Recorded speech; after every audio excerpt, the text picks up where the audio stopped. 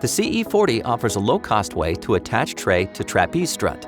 Insert the bolt into the CE40 and loosely thread the channel nut. Place CE40 on tray, inserting the channel nut into strut, and tighten.